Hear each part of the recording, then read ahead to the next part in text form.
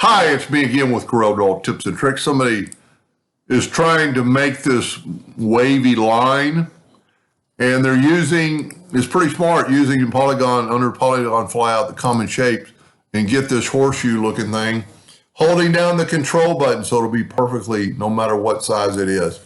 Now immediately go up to object and convert it to a curve. You'll see that red dot. That red dot is a way to manipulate it. And let me get the shape tool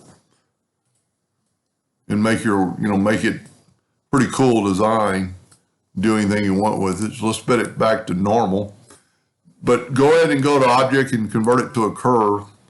Hit the plus key on the keyboard and mirror it this way.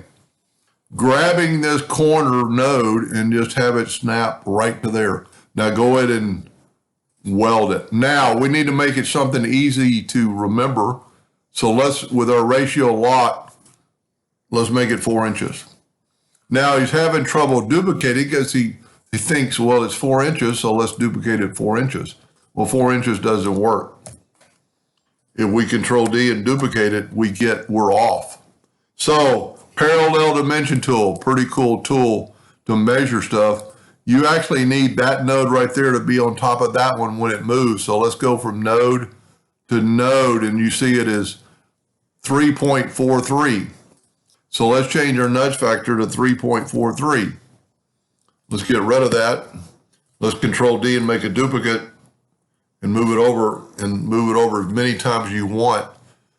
And then take it all and weld it. And now you've got a solid curvy line that you can put any color into and make whatever you want to with it.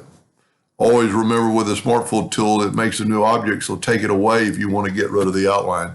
Because the Smart Fill, if you have it set on no outline, will produce no outline. I hope that answered his question, and thank you for watching.